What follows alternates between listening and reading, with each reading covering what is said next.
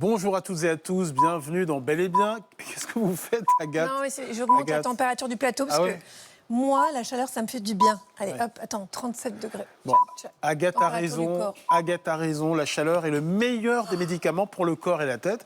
À l'approche des beaux jours, on a décidé de la célébrer. Oui, avec le docteur le plus chaud de France, Adrien Chaboch, il va adorer, célèbre les vertus du hammam, des saunas et des bains chauffants sur nos douleurs articulaires. Avec lui, vous pouvez dire adieu aux raideurs, aux lombalgies et à l'arthrose. Rien que ça, on profite de la douce chaleur estivale avec l'explorateur Made in France, Antoine de Surmain, qui nous révèle les oasis de fraîcheur pour bivouaquer et randonner à l'ombre des forêts. Et puis enfin, rencontre avec l'explorateur Christian Clot, qui sonde l'impact des chaleurs extrêmes sur notre corps avec un défi complètement fou, traverser le désert iranien en plein cagnard. Et avec 58 degrés à l'ombre, très vite, sa tête est en surchauffe. Pour vous donner l'illustration de ce que ça fait sur mon cerveau, je marche le matin entre 4h et 8h, 8h30 du matin. Après, la température est beaucoup trop élevée pour que je continue de marcher. Donc, j'installe un système d'ombre pour me protéger pendant les heures de jour. Et là, par exemple, si j'essaie de lire un livre, je n'y parviens pas. Je lis la même ligne de la même page 5 jours de suite que je ne comprends pas. On sent que tous les gestes du quotidien deviennent extrêmement compliqués parce que le cerveau, il se protège au maximum en essayant de ne pas utiliser d'énergie.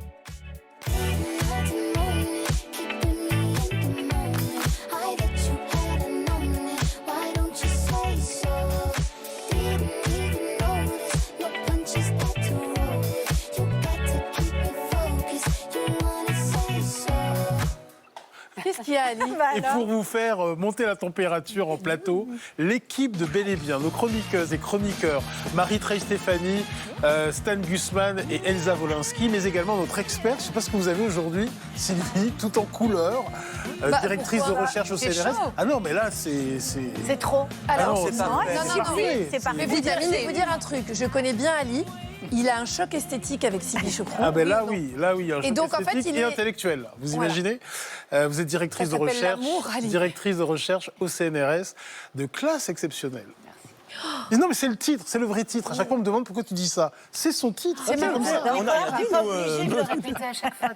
Bon, dans un instant, on va se rafraîchir tous en plateau grâce au pouvoir désaltérant des bons fruits de saison. Vous allez voir, puisque l'artiste primeur Atef Barbouche met les melons, les pastèques, les pêches à l'honneur avec ses créations qui sont hallucinantes, gorgées de soleil. Vous n'avez jamais vu ça, vous verrez. Avant ça, Stan Gusman célèbre les bienfaits de la chaleur sur notre tête. Bravo.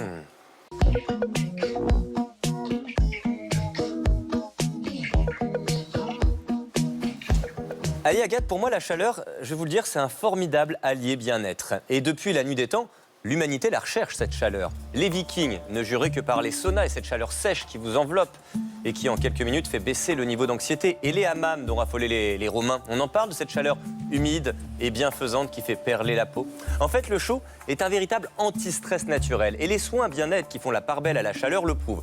Petit tour du monde, c'est parti, je vous embarque. En Russie, dans les banyas, on fait quoi? On se fait fouetter par des bouquets de branches plongées dans une eau brûlante à 90 degrés, ils en redemandent. Et en Nouvelle-Zélande, on y va en Nouvelle-Zélande? Dans la ville de Rotorua, on se baigne dans des sources naturelles boueuses venues des entrailles de la Terre. Allons au Japon pour terminer dans la ville de Beppu, située non loin d'un volcan en activité. On s'enterre vivant, des pieds au cou dans le sable chaud, et c'est parti pour une petite cuisson à l'étouffer. En fait, si tous ces soins existent, c'est que la chaleur fait du bien au mental. Et si elle apaise le système nerveux, c'est parce qu'elle nous procure une sensation fondamentale, elle nous rassure. En fait, c'est la température du corps maternel qui réactive notre mémoire primitive. C'est un anti-stress naturel et par ricochet, un formidable booster de libido. Oui, chaleur égale calor, et también. Déjà parce qu'un esprit détendu est un esprit coquin. Ensuite parce que la chaleur booste la production des hormones du plaisir. Sans compter que lorsqu'il fait chaud, notre cerveau sexuel est stimulé en permanence avec beaucoup plus de peau et beaucoup moins de tissu. Les corps se dénudent, à l'image d'Agathe, qui passe de ça en hiver, regardez, à ça avec la hausse des températures. Bref, la chaleur, c'est tout à la fois de la détente, mais aussi beaucoup de plaisir. Oh la bombe! Et ça serait pas ma cousine issue de Germaine parce que l'IA fait que le visage est déformé, non? C'est moi. Vous avez l'air un peu incroyable.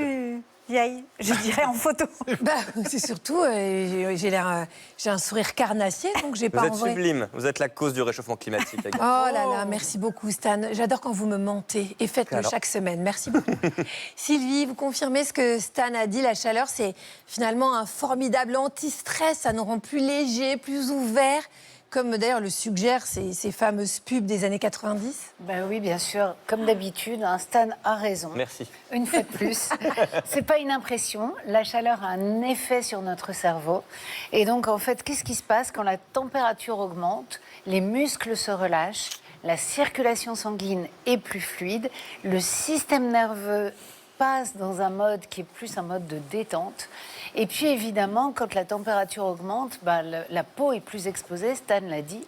Et donc on ressent plus les choses, donc on est beaucoup moins dans le contrôle, on baisse notre niveau de vigilance, on est beaucoup plus dans les sensations, dans les sensations physiques, dans les émotions. Et donc effectivement, ce relâchement agit comme une libération à tout point de vue, y compris au niveau de la libido. Alors petite information, je ne sais pas si vous savez, quelle est la température optimale pour le corps, pour l'esprit, celle qu'on recherche? 22 Est-ce que degrés? vous savez? Presque. 23. Presque. 21, 24. 24. 24. Ouais. Donc 24 degrés, ce serait la température idéale. D'ailleurs, c'est la température qu'on considère comme agréable. Vous savez, quand l'été arrive, avant qu'il ne fasse trop chaud, Ouais, la douce 24 chaleur. degrés, c'est la température. Oh là là. Voilà, les je vous fais terrasses. rêver un petit Ah peu. ouais. Et donc à cette température-là, le cortisol baisse. Et donc, on a vraiment un sentiment de bien-être, un sentiment de lâcher prise, un sentiment de détente et une plus grande ouverture, y compris aux autres. Eh oui. Ah non, Moi, mais Ali me continuez à suffit. parler, moi j'adore. Alors, dans un instant, on vous dit tout sur les effets antidouleurs de la chaleur. Mais d'abord, Sarah Kadour a décidé de célébrer l'un des super pouvoirs de la chaleur, trop longtemps décrié, la transpiration. Et je crains le pire. Ah oui, oui. Ah ouais.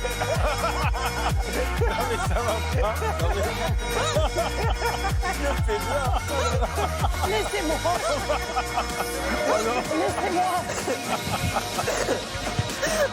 Aïe, aïe, aïe, aïe, aïe, aïe, aïe, aïe, aïe. Salut l'équipe, Salut. ça va? Loin de moi. Désolée pour la transpi. Moi j'adore transpirer, je Ah fais oui. mon cours de sport là. Ah ouais. Ah ok. J'ai essayé de rester dans le bain. Moi, j'aime la chaleur, j'aime transpirer. Je suis désolée, j'ai oublié de Qu'est-ce que quoi? faire la bise. Non, N'importe quoi. Oh là là, ma beauté. Désolée. Quelle horreur. Ça va? Qu'est-ce qu'il y a? Je vous dégoûte, Agathe? J'ai la grippe. Ouais. C'est pas grave, ça ne me dérange pas. Ça vous dégoûte la transpi? Ouais. Et moi, Covid. j'ai le Covid aussi. Mais vous savez que c'est pas ça la transpiration. Ça ne pue pas et c'est pas sale. Ah oui. À part si, comme Elsa, on garde son t-shirt 2 jours après une séance de sport. Là, ça m'assère à cause des bactéries. Sérieusement, ça pue? Santé? Ça va, il n'y a pas d'urgence. Ça va, ça va. Non, j'ai pas le temps. Voilà. Je suis occupée. Je bosse. Faites-vous plaisir. Non, ça va. Ça sent bon. Ah ouais, c'est vraiment... franchement, ça, là, je vous assure, c'est vraiment une odeur, on dirait un champ de roses. Voilà, je vous l'ai dit. Du mimosa. Allons voir ce qu'en pensent les Français que j'ai rencontrés. Hein. Oui. Oh, t'es beau, toi. Quelle horreur. T'es beau. T'as vu du parfum ou pas, toi? Ah non. Pas aujourd'hui, je me suis Tu lavé. sens un peu la transpi. Ça sent le rance. Ok. Eh bien, Ouais. désolé. Attends, je m'éloigne un peu. Oui. Ouais. Tu veux pas que j'enlève la veste sinon ou... Non, ça va être pire. Bah, pas du déo, un truc.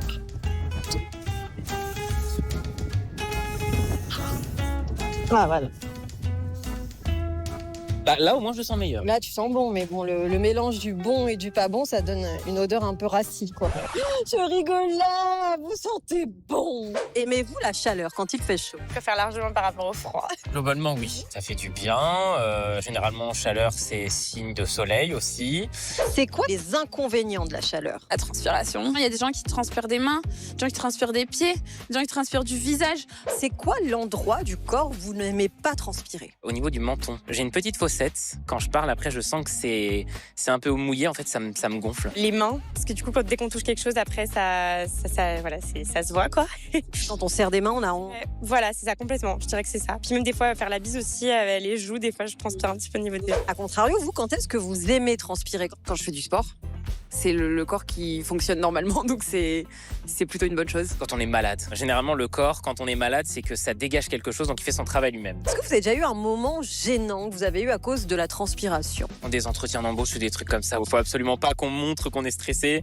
Puis alors on arrive, il nous reste 5 minutes, on passe vite aux toilettes sous les séchoirs à main et tout, c'est un enfer. Est-ce que vous avez des petites astuces perso justement contre la sueur? Faire de l'exercice. J'ai l'impression que plus on fait d'exercice, moins le corps transpire. S'épiler les aisselles, choisir un déo qui est adapté. Surtout, il y a certains tissus qui ne vont pas à tout le monde.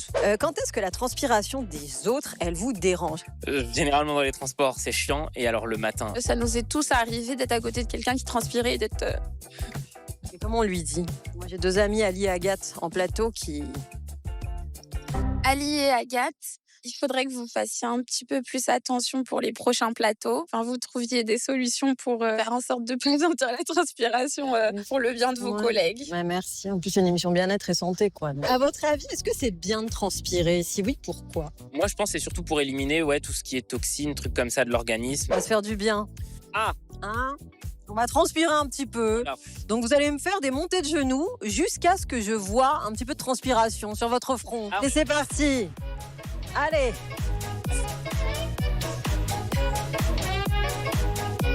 Ah, vous commencez à être un petit peu rouge. Ah bah tiens. Vous pensez qu'on a de quoi faire niveau transpi? Ah, je pense que oui, hein. Ok, on s'arrête. Ouais. Et j'ai une petite solution pour vous rafraîchir. On va faire un strip quiz. Alors, je vais vous poser des questions et à chaque mauvaise réponse, vous allez devoir enlever un vêtement. Manger et pisser, ça peut aider à se rafraîchir. Ah, j'aurais tendance à dire non, les épices, ça chauffe, non? Eh bien, c'est vrai. Ça fait transpirer, la transpiration refroidit le corps. Allez, on enlève un vêtement. Quelle partie du corps rafraîchit le plus vite? Les mains ou la tête, quoi. Eh bien, c'est faux! Non. C'est la nuque. Quand il fait très chaud, il vaut mieux porter des vêtements serrés ou des vêtements amples. Si c'est serré, on aide à transpirer, quoi. En fait. Faux, c'est des vêtements amples. Un ventilateur placé devant une fenêtre ouverte fait entrer de l'air plus frais. Vrai ou faux? Ça aide à renouveler l'air. Bah, je dirais vrai, du coup. Bah voilà. C'est faux. Ça part, hein? Non. On peut, hein, sinon. On coupe. Non, je vais vous épargner ça.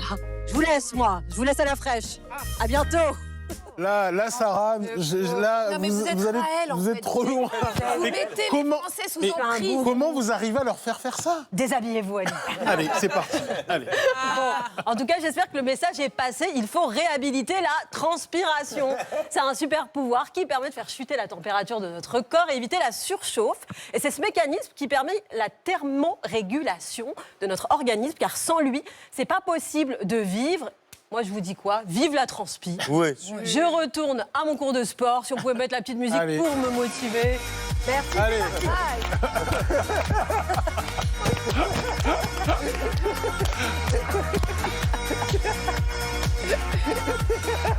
Oh là là. Ça me rappelle, franchement, ça me rappelle le patin à glace au JO. La grâce, voilà, la fluidité du mouvement. Merci beaucoup, Sarah Cado. Merci, Sarah. Mon petit doigt me dit qu'on la retrouvera peut-être. Il est temps de célébrer les bienfaits de la chaleur avec notre invité, le docteur Adrien Chaboche. Bonjour, docteur. Bonjour. Merci d'être avec nous. Vous êtes spécialisé dans le traitement de la douleur. Ça tombe bien parce que je crois savoir que la chaleur d'un sauna, d'un hammam, d'un bain chaud, c'est idéal pour soulager les rhumatismes, les douleurs articulaires par exemple. Comment est-ce qu'on explique ça? Pourquoi est-ce que la chaleur a autant de bienfaits sur ce type de douleur? Ouais, ce qui est fantastique, c'est que les choses les plus naturelles nous font déjà du bien, avant même les médicaments. Évidemment, il ne faut pas tout mélanger. Et pour le chaud, il y a des mécanismes spécifiques. Dès qu'on est exposé à une atmosphère, une ambiance de chaleur, on va avoir 3 réactions principales qui vont se jouer. D'abord, on a partout dans notre corps des petits capteurs qui s'appellent des TRPV1 avec 14. Ce n'est pas des chaînes de télé, ne zappez pas.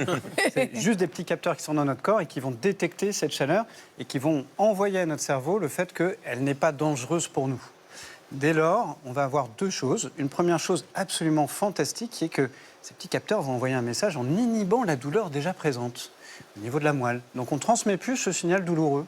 Ça, c'est une première chose. La deuxième chose qui est passionnante, c'est que notre cerveau va se dire « Ok, on est en endroit de sécurité, tout va bien, il y a une chaleur qui nous protège. » On va sécréter des hormones du plaisir, des endorphines et de la dopamine pour nous régénérer, ce qui est donc hyper agréable. La dopamine, rappelez. Dopamine, c'est la molécule qu'on appelle la récompense, qu'on va sécréter quand on est dans une situation qui, je dirais, fait du bien à notre corps, à notre mental. Ça va nous encourager à répéter ce mécanisme. Et puis le troisième fonctionnement, ça va être nos vaisseaux qui vont s'adapter. On va dilater nos vaisseaux, on va répandre cette chaleur pour essayer justement de nous thermoréguler. Pendant ce temps-là, ça nous fait du bien. Docteur, j'aimerais vous présenter mon meilleur ami quand j'ai mal au dos, la bouillotte. Est-ce ma que passion, c'est ringard et je dois la laisser tomber, ma bouillotte, ou est-ce que j'ai bien raison Moi, j'en ai 2. de l'utiliser? Alors surtout la vôtre, Ali, parce que je l'ai vue, c'est une bouillotte avec un cerf de Père Noël, donc c'est quand même fantastique, je vous conseille de la garder. Mais plus sérieusement, non, ça fait du bien, mais attention, quand, comment et pourquoi. Pour qu'une bouillotte soit efficace, il faut qu'elle ait une température qui soit environ entre 40 et 45 degrés, et il faut qu'on l'applique sur la zone douloureuse pendant 15-20 minutes. Donc autant vous dire que la chaleur de votre conjoint ou de votre conjoint va pas suffire, même si c'est quelqu'un de très très chaud. Ça va pas être suffisant. Non, il faut appliquer cette température pour obtenir un effet de vasodilatation. Et ce qui est fantastique, c'est que ça va agir sur nos tissus. C'est-à-dire que lorsqu'on a une douleur articulaire, qu'est-ce qui se passe? On a mal dans l'articulation et souvent autour de l'articulation, sur les muscles qui sont contractés. L'effet de la chaleur, qu'est-ce que ça va produire? Une décontraction de ces muscles. Les fibres de collagène, elles, deviennent plus souples, plus élastiques. C'est quand même assez fantastique, juste par un patch de chaleur.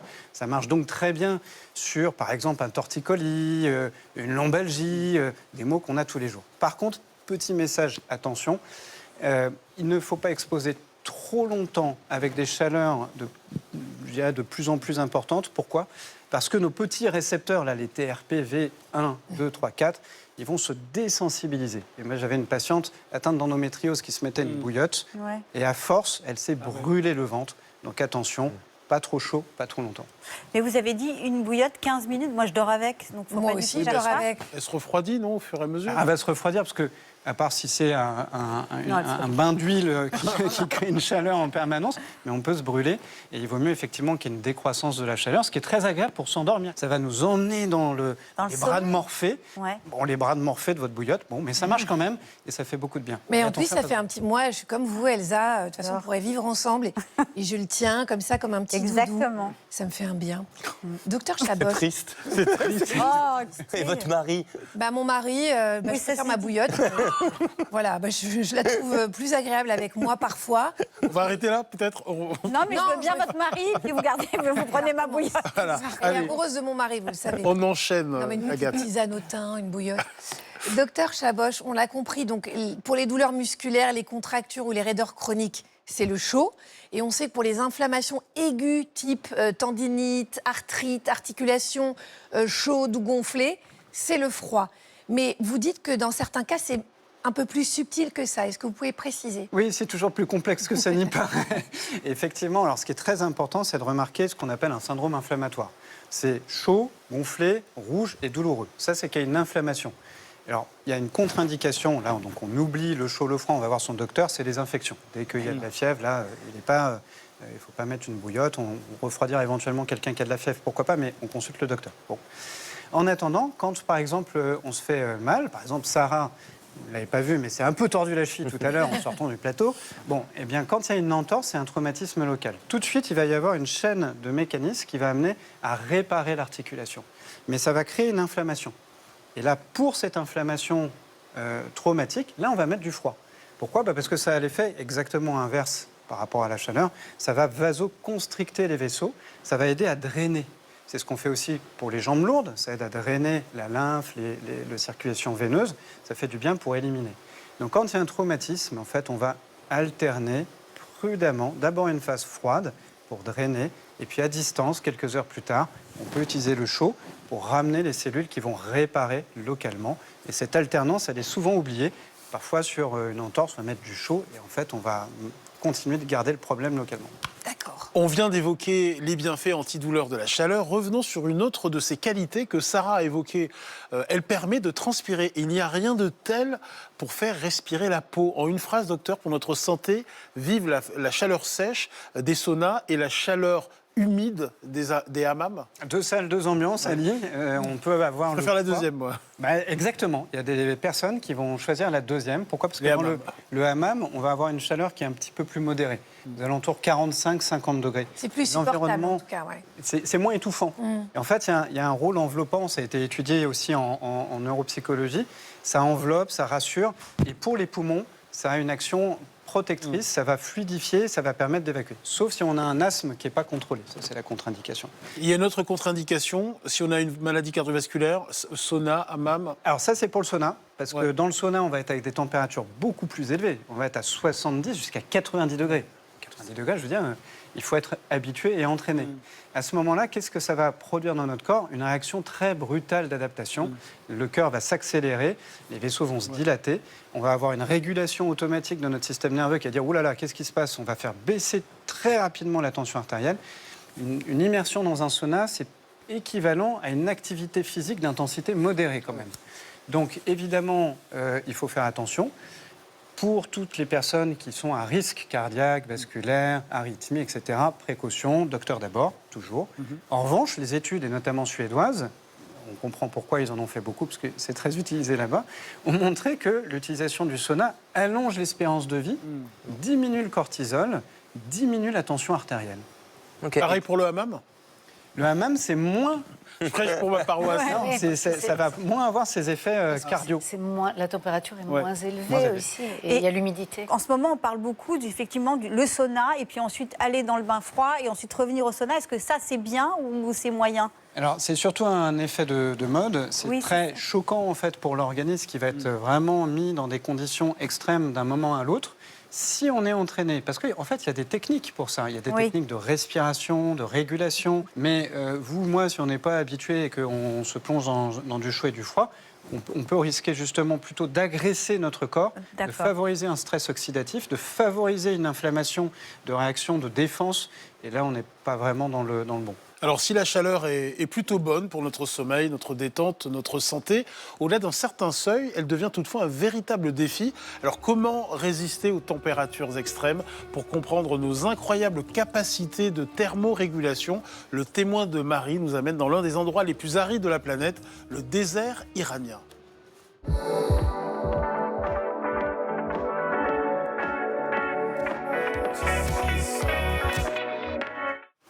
Petite question, qui est le plus aventurier autour de la table? Pas moi. Pas moi. Moi non plus. Je sais pas. C'est notre Sylvie. Hein. Vous avez raconté son aventure en kayak, c'est ça? En canot?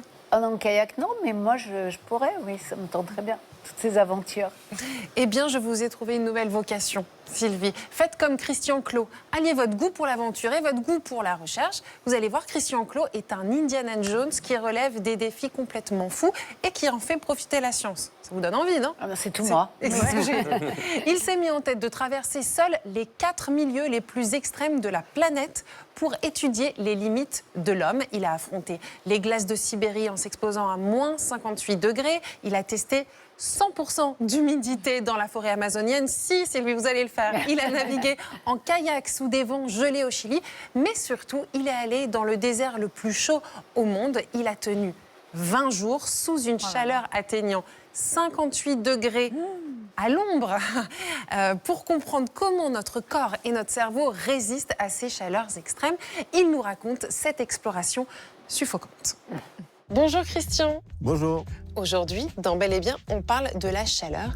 Et à ce sujet, vous avez fait une exploration dans le désert d'Iran. Racontez-nous. C'est dans le désert du Lout, qui est l'endroit le plus chaud de la planète actuellement. On parle de 58 degrés à l'ombre avec 3% d'humidité. Ça veut dire qu'en plein soleil, on dépasse largement les 80 degrés. Dartelout, qui est le terme iranien pour déterminer ce désert, veut dire le désert du vide. Sous-entendu, il n'y a aucune vie à l'intérieur. C'est pas fait pour vivre, c'est pas fait pour l'humain en tout cas. Et pourtant, il y a des gens qui se disent, tiens, si j'allais me balader là-dedans.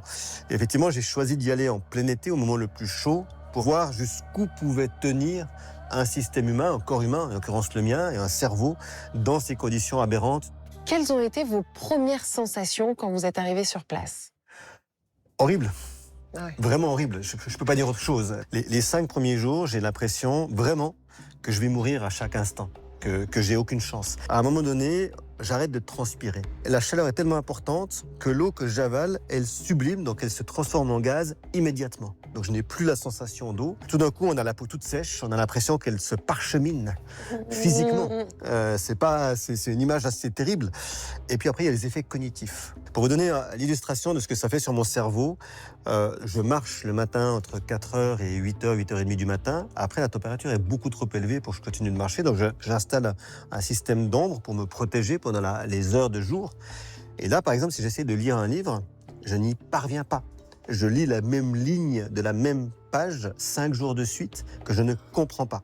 On sent que tous les gestes du quotidien deviennent extrêmement compliqués parce que le cerveau, il se protège au maximum en essayant de ne pas utiliser d'énergie. Donc, qu'est-ce qui se passe pendant ces longues journées? Je suis allongé par terre, dans une sorte d'attente longue. Je ne peux pas dormir vraiment parce qu'à ces températures-là, le système physiologique et cognitif n'arrive plus à s'endormir. On a tous ressenti ça. Quand il fait très chaud la nuit, on dort mal. Ben là, c'est encore pire. J'ai perdu quasiment 12 kilos. J'ai mis du temps à me remettre de ça. Comment on survit à la soif? Il se trouve que pendant les heures les plus chaudes de la journée, quand j'arrive à ces fameux 58 degrés à l'ombre, qu'il y a une réflexion solaire très forte, si je bois une gorgée d'eau, elle sera quasiment évaporée avant d'avoir atteint mon estomac et donc la capacité de rafraîchir mon corps. En fait, c'est de l'eau perdue. Donc je vais beaucoup boire quand les conditions vont un peu se rafraîchir durant la nuit. Donc je vais organiser mon système de boissons en sachant que je vais souffrir la journée, mais que je vais pouvoir me réhydrater la nuit. Vous la ressentez, cette soif intense? Horrible, bien sûr. Ma gorge est sèche, c'est terrible. Mais en plus, j'arrive pas à manger.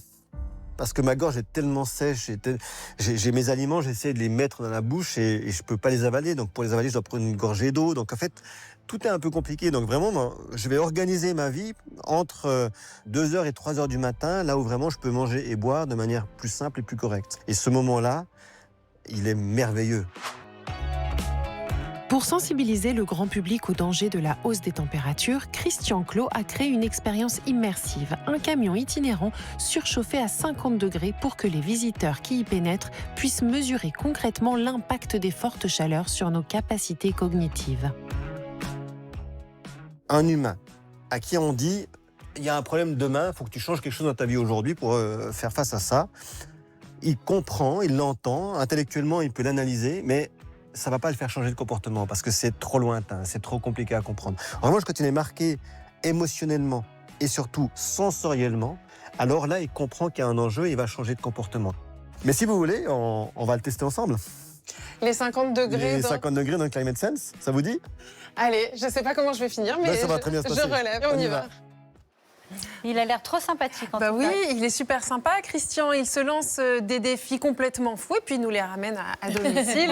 Donc oui, j'y suis allée dans son camion, pas 20 jours, mais 30 minutes et ça m'a largement suffi. Voilà, merci beaucoup, les 50 degrés. Première sensation, quand on ouvre la porte de ce camion, une chaleur sèche, écrasante, comme si notre front descendait au niveau du nez. C'était agréable. On commence donc notre effort sur le tapis de marche pendant 15 minutes. On sent nos pas de plus en plus lourds. Par exemple, moi, je pensais quand même avoir un rythme soutenu, alors que pas du tout. J'allais très doucement, en fait, je me rends compte maintenant. On passe ensuite au moment... Voilà, regardez. Déjà, je souffre. Lui aussi, il souffre, il transpire énormément. Bon, bref. Le moment le plus difficile, c'était ça. Ces lampes rouges, alors pour moi, ce qui donne la sensation que notre peau brûle, c'était extrêmement désagréable. Sous des températures pareilles, on a aussi découvert que tous les objets du quotidien sont bouillants, on ne peut pas les utiliser. Et je ne vous parle pas des exercices de concentration. Heureusement que je n'avais pas de micro, parce que dans cette étude, on n'a pas de patience, tout simplement. On a juste envie de sortir. Tout nous demande 2 fois plus d'énergie, 2 fois plus de concentration. Donc le message du corps est sans appel. Si on ne fait rien, en 2050, quand les canicules seront beaucoup plus fréquentes et que les 50 degrés en ville deviendront une réalité, il va falloir nous adapter et adapter notre environnement pour survivre. Donc il y a beaucoup de travail. Oui, Marie, merci beaucoup. Merci. Pour rien. Bisous. À bientôt. Au revoir. Adieu. Bon, on l'a vu avec Christian Clot, face aux chaleurs extrêmes, notre corps, notre cerveau fatigue parce qu'il passe en mode survie. Pour supporter ces températures écrasantes, Sylvie, vous avez un conseil tout simple qui est presque évident, mais finalement on l'oublie. Pour profiter de la chaleur estivale, il faut se déshabiller. Voilà. Et donc, Donc on l'oublie, mais notre corps finalement se refroidit par l'intermédiaire de la peau. Et donc, on a tendance à garder nos codes vestimentaires, à porter des vêtements serrés, ce qui est une aberration l'été parce qu'en fait, ça empêche la transpiration de s'évacuer et ce faisant, de rafraîchir le corps. Donc, c'est très important, à l'image des Touaregs, de porter des vêtements amples. Vous l'avez sans doute remarqué, souvent, ils portent des vêtements bleus aussi. Oui, très beau d'ailleurs. D'un très beau bleu. Pourquoi ce bleu? Parce qu'en fait, au lieu d'absorber la chaleur et la lumière, ça réfléchit la lumière. Et donc, du coup, de fait, votre corps va rester plus frais à l'intérieur. Et puis, ce sont des vêtements amples pour permettre justement à la transpiration de s'évacuer et à votre corps de se rafraîchir. Donc, c'est extrêmement important d'adapter nos vêtements à la température extérieure et de ne pas céder aux modes divers et variés, mais de laisser notre corps respirer. Alors, docteur Chaboch, j'aimerais qu'on s'attarde sur une grande idée reçue. On entend souvent dire que le soleil et la chaleur améliorent le psoriasis ou l'eczéma. À une époque, on prescrivait même des séances d'UV aux patients qui en souffraient. Alors, est-ce vrai que la peau va mieux en été chez certains patients ? Alors oui et non, encore une fois, c'est une réponse qui nécessite de rentrer un petit peu dans le détail. D'abord, prévention, l'exposition au soleil, on doit se protéger. Il y a encore 15 à 20 000 cas de cancer de la peau chaque année, de mélanome, donc crème, UV, protection. Maintenant, pour certaines pathologies cutanées, comme le psoriasis, l'effet du rayonnement solaire va aider. Ça dépend à quel stade. Notamment, vous savez, le psoriasis, c'est une maladie où on va avoir des plaques qui vont apparaître, qui vont desquamer avec des petites fibres blanches qui vont s'en aller, ça laisse une petite tache rosée, puis ça cicatrise, ça met beaucoup de temps. Ce qu'on a vu, c'est que les UVB, lorsqu'ils frappent la peau, ça va limiter en fait la multiplication des kératinocytes, c'est des cellules qui provoquent justement le mécanisme du psoriasis, et donc on va accélérer la guérison. Mais il faut que ce soit dans un temps limité parce que sinon on a un effet rebond et c'est encore pire. Donc avec modération, il y a des traitements qui sont avec des protocoles qui sont très médicalisés et très précis pour guérir les patients d'un psoriasis avec cette forme. Et pour l'eczéma ? Alors c'est justement là où c'est plutôt l'inverse. Il faut faire attention. Pourquoi ? Parce que la transpiration, il peut y avoir un petit peu d'acidité dessus et ça peut irriter la peau plutôt que la guérir en cas d'eczéma. L'exposition du soleil n'est pas forcément souvent la meilleure. Donc là, plutôt protection. Il faut différencier les deux. Bon, on a beau aimer la chaleur, dormir quand il fait chaud, c'est quand même mission impossible. Hein. En dehors de la bouillotte, bien sûr, mon petit chou. Dès que la température nocturne dépasse les 25 degrés, qu'est-ce qu'on fait ? On se met en quête de trouver le coin frais de l'oreiller. Nos nuits se dérèglent. Comment protéger son repos ? Elsa Wolinski a mené l'enquête. Bien sûr.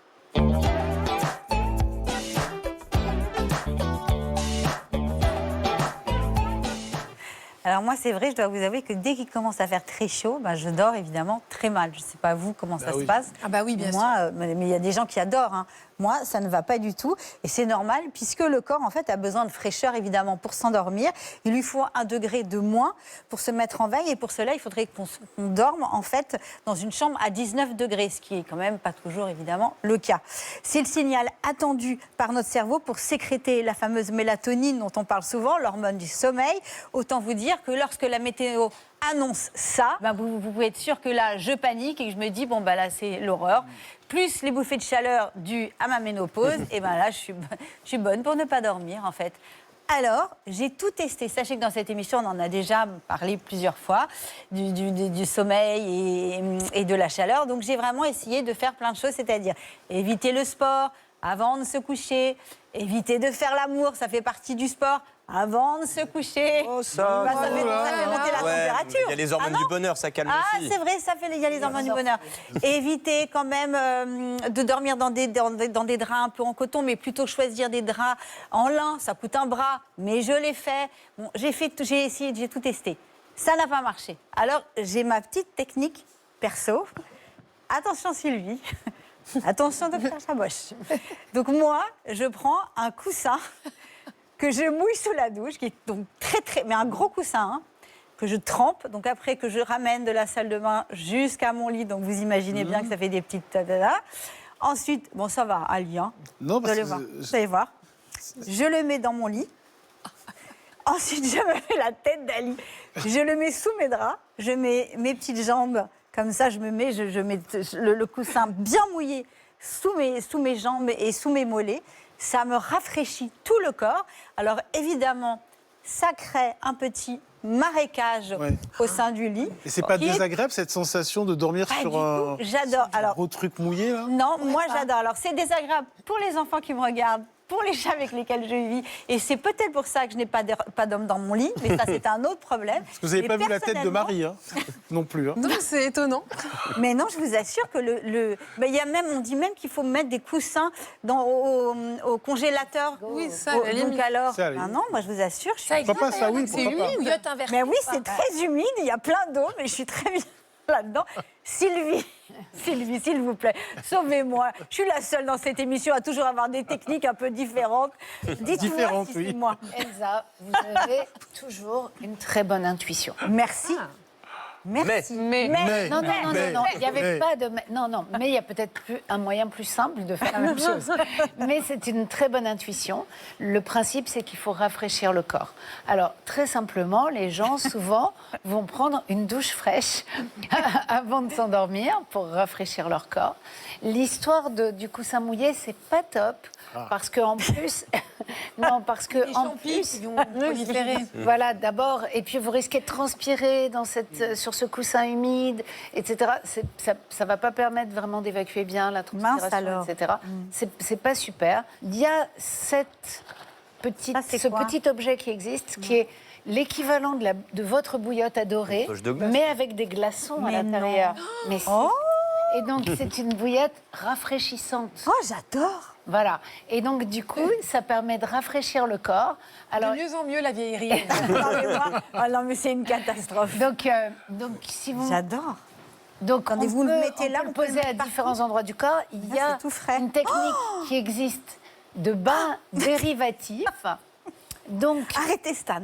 Qu'est-ce que c'est? Donc, au niveau de l'aine, on a une partie du corps qui est très innervée.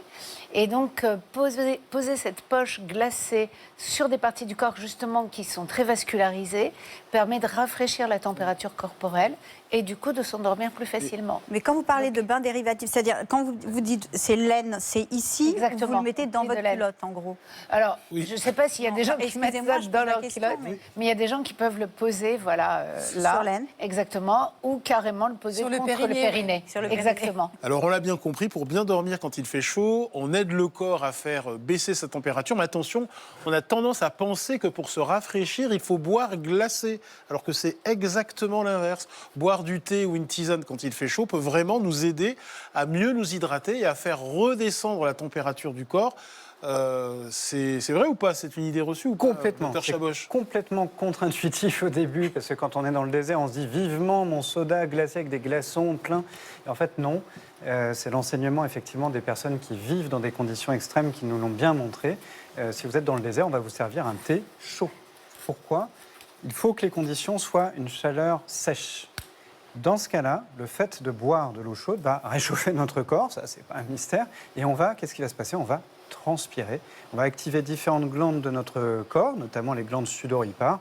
Ces glandes vont produire de la transpiration dont on a parlé, et le rôle de la transpiration, c'est la thermorégulation. C'est-à-dire qu'on va, et c'est peut-être moins sexy que ça n'y paraît, mais c'est très efficace, ruisseler de l'intérieur de l'eau de notre corps, plus fraîche, qui va rafraîchir en fait.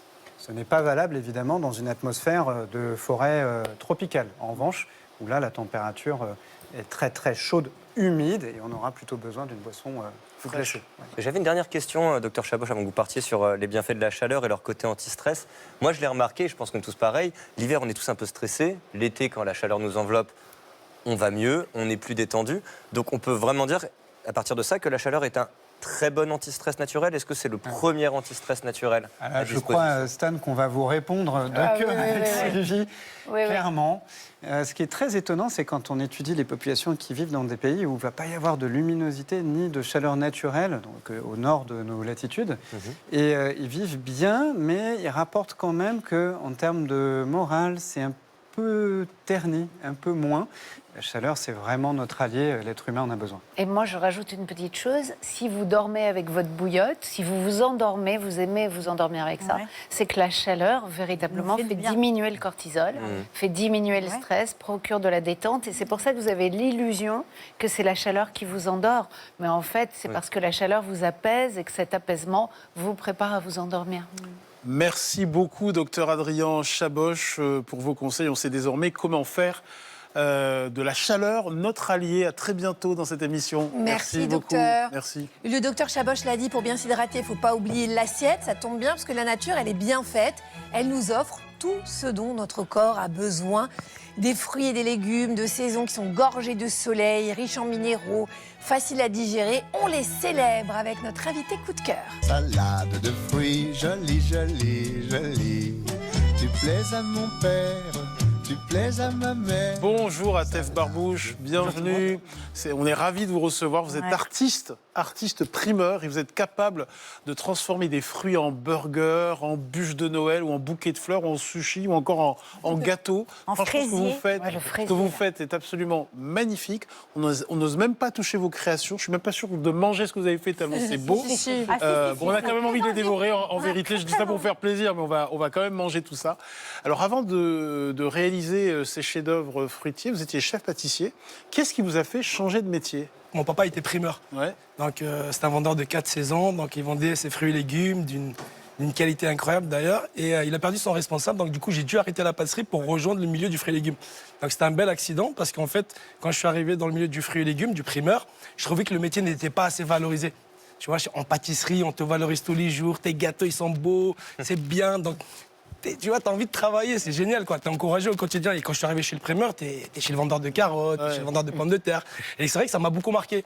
Et je me suis dit, mais il faudrait que je trouve une solution pour mettre en avant le métier de primeur. C'est-à-dire comment mettre en avant tous ces beaux fruits et légumes. Un exemple pour des personnes comme vous, c'était de trouver des solutions. Par exemple, si vous n'aimez pas la mangue, comment réussir à mettre une mangue dans une de mes réalisations pour que vous puissiez la goûter. Et tout le défi était là. Et j'ai commencé à faire des réalisations complètement loufoques. Des baskets de fruits, des tours Eiffel. Par la suite, je me suis dit, pourquoi pas lancer un concept de pâtis-fruits. C'est-à-dire, ce n'est pas une pâtisserie, mais c'est une pâtis-fruits et qui vendrait que des créations 100% fruits, des gâteaux de fruits, des sushis de fruits, des fraisiers aux fruits. D'ailleurs, le fraisier, ça a été incroyable parce que c'est une cliente qui m'avait lancé le défi. Elle m'a dit, Atef, tu as vendu plein de réalisations, mais nous, on a envie d'un fraisier. Comment tu ferais pour faire un fraisier 100% fruits? Et tout le défi est encore là. Comment remplacer la crème d'un fraisier? C'est un fraisier, tu es sur une crème pâtissière, sur une crème mousseline. Et là, je me suis dit, j'ai utilisé plein de produits, plein de fruits. Et le seul produit qui se mariait avec la fraise et la mangue, et qui avait une texture incroyable quand tu la coupes d'une certaine façon, c'était la banane. Et là, tu crées de la magie parce que tu mets des arômes en avant qui sont dingues. Et quand tu laisses, on va dire, maturer ces fruits pendant 2-3 heures avant de les consommer, tu imagines ces saveurs que tu as en bouche. En fait, tu voyages. Alors, parmi tous les fruits confidentiels que vous avez découverts, quels sont ceux qui gagnent à être connus? Honnêtement, ils gagnent tous à être reconnus. Le fruit, c'est magique. Mais c'est vrai que certains, ils sortent un peu de l'ordinaire, comme la banane passion. C'est une banane, c'est à la forme d'une banane et à l'intérieur, vous retrouvez un fruit de la passion. Donc c'est des fruits qui sont complètement dingues. Ouais, c'est un fruit qui se mélange très bien avec le yaourt et le fromage blanc, c'est super bon. Mais qui se trouve où? On retrouve ça dans les pays exotiques, un peu comme la Thaïlande, le Vietnam, donc les pays d'Asie du Sud-Est. Atef, vous êtes un artiste, quoi. Je veux dire, bon, d'abord, on sent la passion, et puis, mais surtout, vous savez manier cette matière première comme personne. Je veux dire, on n'a jamais vu ça. Moi, je vous suis depuis longtemps sur vos réseaux sociaux. C'est hallucinant, c'est hypnotique. Mais moi, je vais m'y mettre. Et comment est-ce que vous avez appris ces gestes qui vous permettent aujourd'hui de réaliser les sculptures qu'on voit là à l'écran en ce moment? À la base, j'étais autodidacte. Quand j'ai commencé mes réalisations, c'est vrai, quand j'ai commencé à mettre en œuvre toutes ces créations fruitières, j'ai regardé ce qui existait sur le marché. Il y avait beaucoup de sculptures sur fruits et légumes, mais la sculpture, c'est très beau, mais on ne peut pas forcément consommer la pièce juste derrière. Donc c'est vrai que moi, tout l'objectif, c'était de créer des réalisations qui soient en même temps visuellement très belles et en même temps consommables. C'est incroyable. Et c'est vrai que là, récemment, je suis parti, par exemple, au Vietnam, un de mes derniers voyages, car je voulais apprendre à faire, parce que je fais des grosses structures pendant des événements à l'international, et j'avais besoin d'intégrer des dragons qui sortent en fait de la structure fruitière, complètement magique. Et je suis parti à apprendre à faire des dragons avec du potiron. en potiron, en butternut, en carotte. Donc du coup, là par exemple, là, quand il va me retourner, vous voyez, sur cette pièce-là, on est sur une pièce en butternut. Donc c'est que du butternut, il n'y a rien d'autre. Incroyable. Et c'est complètement faux. Et j'ai passé 10 jours avec ce maître femme. J'ai habité chez lui d'ailleurs. Et c'était, tous les matins, incroyable ce que levé vous à 5 heures, on se couchait à 22 heures. Mais toute la journée, en fait, c'est carrément une religion chez eux. Ils sculptent du matin au soir, quoi. C'est impressionnant. Atef, plus modestement, est-ce que vous pourriez nous apprendre un geste simple pour sculpter cette fraise que nous avons devant nous? Est-ce que... Alors moi, je vous propose deux choses. Soit on sculpte la fraise, soit je peux vous apprendre rapidement à faire ce genre de décor comme la pomme juste ici, pour faire ça pendant vos cocktails à la maison, parce que tout le monde peut réaliser cette rosace qui est juste là. Donc c'est comme vous voulez. Soit on part sur la fraise. On fait la pomme. Il part pas confiant, Ali. Hein. Non, parce que Ali, autant va j'adore le rassurer. cuisiner, vous le savez, la découpe, c'est pas... Bah, c'est pas grave. mon truc. Vous voulez une coloscopie, Ali? Bah, écoutez, je suis là, je suis dispo. Qu'est-ce qu'il y a? Allons-y, enchaînons. Oh là là. Bon, n'allons pas sur ce terrain, s'il vous plaît. Allons-y, Atef. Alors, déjà, on va prendre une pomme. On va pas la couper en deux. On va la couper à ce niveau-là, juste ici. D'accord? Ouais. Voilà, je vais la poser à plat. Et on va mettre le haut de la pomme. Qu'est-ce que c'est que ces couteaux qu'on nous a mis là? Oh, le mien, ça va.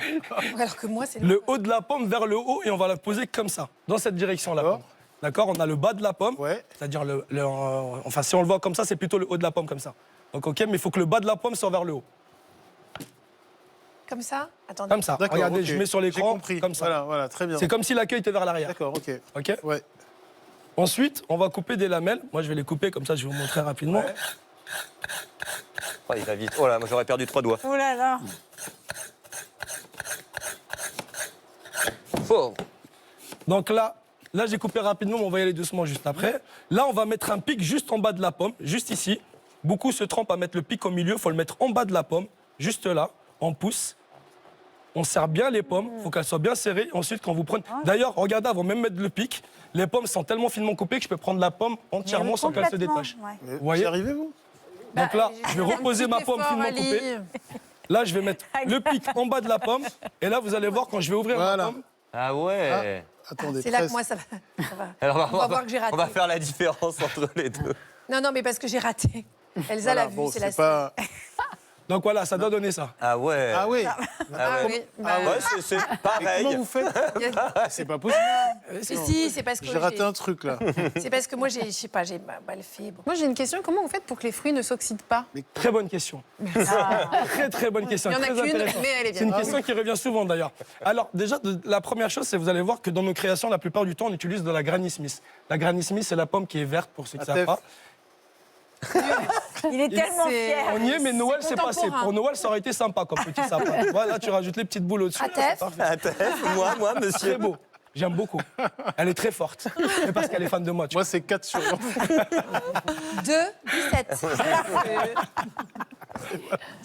Donc, comme je le rappelais, bon, j'utilise la pomme Granny Smith. Et la pomme Granny Smith, elle a un avantage, c'est que c'est la pomme qui s'oxyde le moins rapidement. Ok, mais pour tout le reste, Pour les autres. Pour tout le du reste, jus on de utilise... citron, ma grand-mère, elle faisait ça. Non, on fait ça pour la pomme. Pour la pomme, on met du citron pour pas qu'elle s'oxyde, mais pour les autres fruits, on peut pas le faire parce que ça atténue forcément sur le goût du produit. Donc, qu'est-ce qu'on fait? On a des couteaux en fait japonais dans nos laboratoires qui coûtent une petite fortune. Et en fait, ces couteaux, ce qu'ils font quand vous coupez le fruit, ça déchire pas la fibre. Ce qui fait quand vous déchirez pas la fibre, Faut avoir le les fruit bons. ne s'oxyde pas. Je déchire la fibre. les bons. Vous voyez? accessoires. Donc à la maison, la plupart du temps, on a des mauvais couteaux ou des couteaux qui cassent la fibre. bien sûr. Et en fait, plus vous allez arracher le fruit, et plus il va s'oxyder, en fait, tout simplement. Et plus vous allez utiliser un très bon couteau qui va bien couper, en fait, vous allez voir, le produit, il ne s'oxyde pas du tout. D'accord. Voilà. On sent que vous êtes bonne en loisirs créatifs, vous. Absolument, mais moi, vous savez, je fais aussi de l'aquarelle, de la sculpture, du point de croix. N'hésitez pas à venir chez moi. Et alors ça, c'est un Vous produit voulez que vous outrez après. Ça, c'est un sushi de fruits. voir. Ça, c'est incroyable. Non, mais Ça, c'est un sushi de fruits. Et entre chaque sushi, en fait, c'est un sushi roulé à la pomme verte Granny Smith qu'on a finement coupé, comme vous le voyez. Ça, c'est de la pomme verte Granny Smith. Et elle a été trempée dans du pitaya rouge. Le pitaya rouge, ceux qui ne savent pas ce que c'est du fruit du dragon. Ça a la forme extérieure rugueuse qui est rouge voilà, et vert. Et c'est ça qu'on appelle le pitaya rouge. Et en fait, si vous voulez, entre chaque couche dans ce sushi de fruits, on vient y mettre un confit de fraises Mara des Bois qu'on a fait confire au four four pendant 4 heures à feu doux. Et ensuite, on vient le mélanger avec des fruits de la passion, de l'huile de la Réunion. Donc vous imaginez bien les parfums qui sont explosifs entre chaque bouchée. Donc ça, c'est ce qu'on appelle le sushi de fruits. D'ailleurs, Donc ça, c'est les sushis. Il y a quoi d'autre alors? Parce que vous êtes venu avec plein de choses. Là, on a les sushis de fruits qu'on trempe dans le fruit de la passion. Là, on a le fraisier, comme je vous ai dit tout à l'heure, à la banane. Donc on a mis de la banane à la place de la crème. Donc c'est super génial. Vous allez voir, c'est que des fruits. Et là, on est sur un de nos best-sellers qui s'appelle la salade de fruits revisitée. Ça a été un des premiers gâteaux 100% fruits qui est rentré à l'Élysée, justement, et qui nous a permis de mettre en avant ce joli produit. Oh là là là là. Eh bien, justement, il est temps de passer à la dégustation et de déconstruire vos œuvres d'art. Alors, qu'est-ce que vous nous conseillez et comment ça se mange? Alors, écoutez, très simplement, aujourd'hui, je vais vous faire goûter les sushis de fruits. Ça se mange très facilement, c'est une bouchée. Et dans cette bouchée, vous allez retrouver plusieurs saveurs. Et ensuite, j'attends votre avis. Là, je vais prendre un sushi, je vais prendre le melon blanc ananas. Dans chaque sushi, il y a une combinaison de 2 fruits, vous le voyez. Donc là, il y a un petit fruit à l'intérieur inséré. Et entre chaque couche, comme je vous l'ai dit, il y a un petit confit de Il y a fraises. de la noix de coco aussi autour, là? Là, il y a de la noix de coco sur cela. Ça ne sera pas pour moi, alors. Ouais. Ah zut, bon, je me sacrifie. Moi aussi, Il y en a sans noix de coco. Alors, je vais faire tourner les sushis. Moi, sans noix de coco. Sans noix de coco. Il est relou. C'est pas vrai. Bon, bah, tiens. Alors, Sylvie, pendant que tout le monde se régale, intéressons-nous aux légumes de saison pour profiter de tous leurs bienfaits hydratants et rafraîchissants. Est-ce qu'il vaut mieux les consommer crus que cuits, qu'il eût cru? À vous de dire. Pendant ce temps-là, moi, je me Alors, régale. on commence par le concombre, définitivement cru, puisqu'il fait partie de ces légumes qui vont apporter énormément d'eau, qui vont hydrater, qui sont hyper intéressants l'été. Les tomates, elles n'ont pas les mêmes vertus crues et cuites. Crues, ça va être extrêmement désaltérant. Et cuits, par contre, elles vont libérer leurs antioxydants, qui vont être très bons, on le sait, pour tout, y compris pour les neurones. Et donc les courgettes, crues, pareil, comme les concombres, très désaltérantes, mais cuites, plus faciles à digérer, comme les carottes d'ailleurs, on l'a pas dit, mais plus faciles à digérer cuites que crues. Verdict sur la dégustation? Délicieux. Bon, on en veut encore. On en reveut. On veut la deuxième. Très très bon. Ah, non, franchement, c'est super bon. Yes. Franchement, Restez. venez toutes les semaines. Restez, faites-nous des plateaux de sushi, en veux-tu, en voilà. Atef, on est voisins, je peux passer vous voir quand? Quand vous voulez. Ok, super. Allez, ça suffit, on libère Atef. Merci Atef Barbouche d'avoir été avec nous. Laissez-nous, on va s'en occuper. on va Je vais débarrasser. laisser tout, justement. Merci. C'est pour vous, c'est pour toute l'équipe. Alors, je En tout voudrais cas, vous merci pour préciser, l'accueil. parce que là, je sais qu'on vous a mis l'eau à la bouche, vous qui nous regardez. Si vous aussi, vous voulez succomber aux délices fruitées d'Atef Barbouche, vous pouvez le suivre sur ses réseaux. Et pour s'en mettre plein les papilles, je vous invite, si vous êtes de passage à Paris, à vous rendre dans l'une de ses boutiques. Voilà, merci beaucoup. à Atef. Et si la meilleure façon pour rafraîchir nos villes passait par la nature? C'est toute la philosophie de l'architecte biophilique français Vincent Callebout que notre journaliste Marielle Mwang a rencontré. 50 degrés à l'ombre à Dubaï, New Delhi ou encore Phoenix. Partout sur la planète, les grandes métropoles suffoquent et la santé de leurs habitants est mise à rude épreuve. Déshydratation, baisse de la concentration ou encore troubles du sommeil, les organismes peinent à suivre. Face à ces chaleurs, l'architecte Vincent Callebout réinvente nos villes avec des projets visionnaires. Son objectif ? Rafraîchir les territoires urbains en alliant écologie, optimisme et poésie. Rien que ça. Bonjour Vincent. Bonjour Marianne. Pourquoi nos villes sont des véritables îlots de chaleur? Nos villes sont construites principalement à partir du minéral. Nos trottoirs sont recouverts d'asphalte, de bitume, nos bâtiments sont construits en béton et en pierre, et toute cette masse minérale absorbe le rayonnement solaire la journée et la restitue la nuit. Ce qui fait que, par exemple, fin juillet, quand il y a 42 degrés à Paris, eh bien, on a 10 degrés supplémentaires de température ressentie par rapport à la campagne, où, grâce à la nature, l'air se rafraîchit naturellement. Et ces surfaces minérales n'expliquent pas tout. Les voitures, les zones industrielles, le chauffage, la climatisation, bref, toute cette chaleur produite par ces activités polluantes participe aussi à la hausse des températures urbaines. Pour réduire de 75% les émissions de gaz à effet de serre de la capitale, vous avez proposé à la mairie un projet qui fait rêver, c'est le Paris Smart City 2050. En fait, c'était une étude où vous proposiez 8 prototypes de tours. Est-ce que c'est important la verticalité pour rafraîchir nos villes ? Le problème de la ville qu'on a connue depuis les années 60, c'est qu'elle a engendré ce qu'on appelle l'étalement urbain à l'horizontale. Construire à la verticale, ça permet de libérer le sol, ça permet d'amener un maximum de végétation en pleine terre, de rapatrier la biodiversité au cœur de la ville et finalement d'apporter de l'humidité dans l'air. Cette humidité, diffusée par les végétaux, rafraîchit l'air de nos villes. C'est pourquoi la végétalisation occupe une place centrale dans les projets architecturaux de Vincent. La tour Taozu Yin Yuan, qu'il construit actuellement à Taipei, capitale de Taïwan, en est le parfait exemple. C'est une tour spiralée qui tourne de 90 degrés pour offrir 10 000 m² de balcons à ciel ouvert, qui accueille plus de 23 000 plantes arbustes et arbres. Et donc c'est une véritable forêt verticale tropicale qui permet de baisser de 3 à 5 degrés la température ressentie autour des balcons, de stocker jusqu'à 135 tonnes de CO2 par an dans l'atmosphère par photosynthèse. Et donc, j'aime bien dire que l'arbre est notre meilleur ami face au dérèglement climatique, car un arbre, c'est le meilleur climatiseur qu'on a inventé au monde. Pour baisser la température de nos villes, il faut aussi limiter les besoins énergétiques des bâtiments. Pour y parvenir, Vincent peut compter sur une technologie ancestrale, la cheminée à vent. C'est une innovation qui date des temples des pharaons, qui étaient traversés par ces cheminées, qui faisaient passer l'air extérieur du Caire sous les fondations des pyramides, là où l'inertie de la Terre est constante toute l'année à 18 degrés, avant de le réinsuffler dans les chambres funéraires pour avoir un air naturellement rafraîchi, sans aucune climatisation mécanique. Forte de sa cheminée à vent et de sa végétalisation, la tour Taozu Yin-Yuan réduira de 70% sa consommation énergétique. Et pour se rapprocher de l'autonomie complète, Vincent a pensé à tout.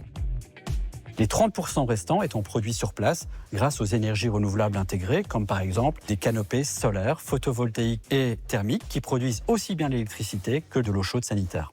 Changement de décor, direction Dubaï. En plein désert d'Arabie, construire un bâtiment écologique paraît presque impossible. Et pourtant, Vincent imagine l'Arche verte. Sa forme n'a rien d'arbitraire. Avec un rez-de-chaussée libéré, l'espace est ombragé, ouvert et traversant. Placée dans l'axe des vents dominants, l'arche capte les courants d'air et se ventile naturellement. Travailler avec le climat plutôt que contre lui, c'est tout le principe de l'architecture bioclimatique. Le bioclimatisme dit, tiens, est-ce que la nature ne serait pas le meilleur ingénieur, le meilleur architecte d'entre nous? Elle ne pollue pas du tout. Elle recycle tout. Elle mise toujours sur la coopération des différentes espèces vivantes. Elle utilise toujours un minimum de matière pour être la plus efficiente possible et elle limite toujours les excès provenant de l'extérieur. Eh bien, si on prenait ces 5 lignes et qu'on l'appliquait à l'urbanisme contemporain, on arriverait véritablement à construire beaucoup mieux avec beaucoup moins. Ça fait rêver. Ça fait rêver, mais aujourd'hui, c'est en chantier. Merci beaucoup, Vincent. Merci, Marianne. Et on remercie Vincent Calbeau et on a hâte de découvrir la ville de demain grâce à ses travaux. Il est temps de prendre une grande bouffée d'oxygène en partant à la découverte des oasis de fraîcheur de notre beau pays. Et pour profiter cet été d'une douce chaleur estivale, imaginez des forêts ombragées, des grottes à 15 degrés et des vallées verdoyantes. Ça méritait bien un supplément. Voyage, voyage.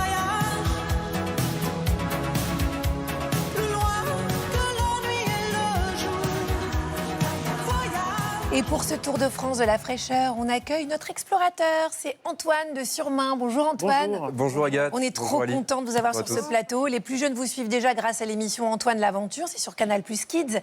Et pour les plus grands, vous venez de publier Antoine explore la France aux éditions Hachette. Alors votre livre, c'est un carnet de voyage où vous racontez vos explorations aux 4 coins du pays parce que oui, vous êtes un adepte du Made in France. Vous dites qu'avant même de parcourir des milliers de kilomètres pour découvrir des cultures lointaines, on a déjà l'embarras du choix en France. Je suis bien d'accord avec Antoine. Mais oui, moi aussi. Exactement. Mais en fait, je suis parti d'un constat très simple. On a un pays extraordinaire et absolument magnifique. La France, c'est tout petit. En vrai, c'est 1000 km du nord au sud. Et ce qui me fascine, c'est qu'en 1000 km, tout change.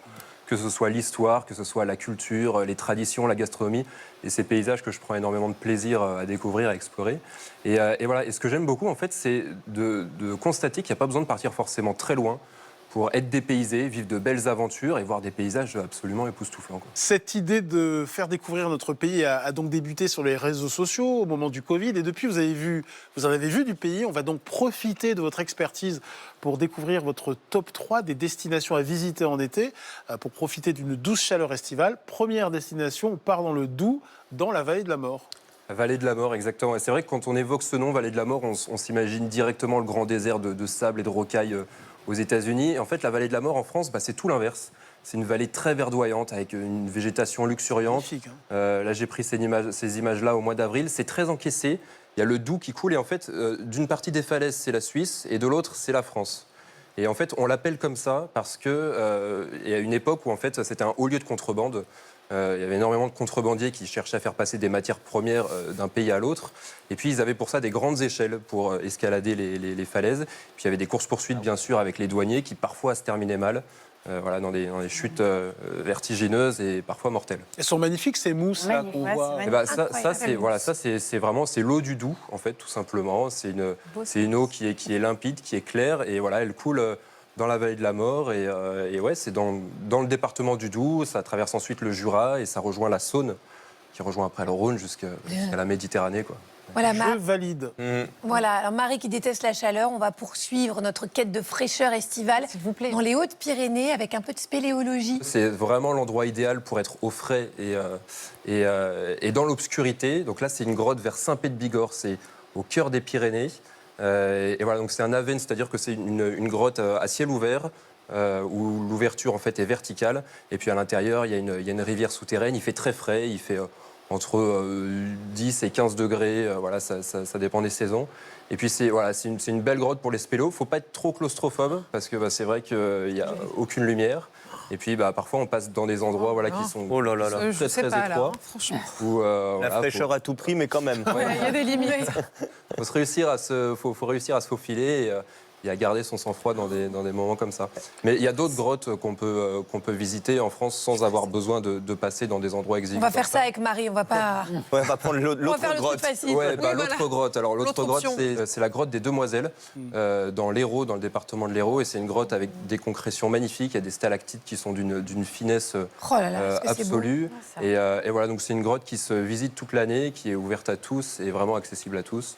Et voilà, il fait 15 degrés constamment dans cette grotte, en hiver ou en été, donc c'est pas trop mal. Ouais. Alors, pour terminer, direction la Bretagne et plus précisément le golfe du Morbihan, connu pour ses nombreuses îles et ses eaux turquoises. Alors là-bas, on peut trouver un peu de fraîcheur dans un tombeau plus vieux que les pyramides d'Égypte. Oui, ça c'est ce que j'ai découvert un peu par hasard il y a 2-3 ans. Enfin, c'est pas moi qui l'ai découvert, mais j'en ai fait la découverte personnelle. C'est un tombeau qui s'appelle le tombeau de Gavrinis. Et qui en fait est un tombeau qui date du néolithique. Il a à peu près 6000 ans, effectivement. C'est plus ancien que les pyramides d'Égypte. Il est situé sur cette île, l'île de Gavrinis, dans ce cairn, cette espèce de colline verdoyante qu'on voit. Et en fait, ce qui est extraordinaire, c'est qu'à l'intérieur, les pierres sont finement gravées et elles évoquent un petit peu des formes aquatiques qui pourraient faire penser aux eaux du Golfe. Il y a aussi des gravures d'outils, des gravures que les hommes du néolithique pouvaient utiliser à cette époque. Et donc, dans ce cairn, encore une fois, il fait très frais. Et puis, le golfe du Morbihan, même d'une manière générale, c'est l'occasion de prendre un peu un bain de fraîcheur dans les eaux turquoises qui pourrait presque nous faire penser à la Polynésie. Il y a une chose qui m'agace, Antoine, c'est quand vous restez en France l'été, par exemple, pendant les vacances, et on vous dit « Ah, mais t'es pas parti à l'étranger ». Vraiment. Calmez-vous, il y a des colères saines, Agathe. C'est un truc qui m'énerve au plus haut point. Mais oui, mais je sais pas si ça les gens rajoutent des fois, c'est triste. C'est triste, non, mais c'est vrai. Ouais, en fait, on vit dans l'un des plus beaux pays au monde. Oui, et puis il faut le dire sans chauvinisme. En tout cas, le plus beau pays du monde, c'est un avis très très subjectif. Mais je le partage. Il y a quelque chose de très objectif. Au contraire, c'est que c'est le pays le plus visité au monde. Il y a 100 millions de visiteurs chaque année qui viennent en France, qui viennent du monde entier d'ailleurs. Et en fait, à nous de se poser la question, qu'est-ce qu'ils viennent voir ? Et puis finalement, est-ce qu'on connaît assez bien notre pays ? C'est vrai qu'avant d'aller voir ailleurs, en fait, voilà, il y a des îles qui sont magnifiques, des paysages qui sont magnifiques qu'on ne soupçonne même pas. Donc voilà, c'est ce que j'essaye de transmettre sur les réseaux sociaux, de relancer justement cette exploration de la France. Et c'est plus écologique en plus. Oui, en plus. Je dis ça. Alors Antoine, vous, je sais, mais autour de la table, qui est-ce qui a déjà pratiqué le bivouac ? Ouais, jeune. Très jeune. J'adore ça. Ah bon ? Ah ouais. L'été dernier, par exemple ? L'été dernier, mais il y a quelques étés. Devant son château. Non, parce que je voulais être sûre. C'est ça, dans son parc. Passer la nuit en plein air, sous une tente, tout simplement, dormir à la belle étoile, ça charme de plus en plus de Français.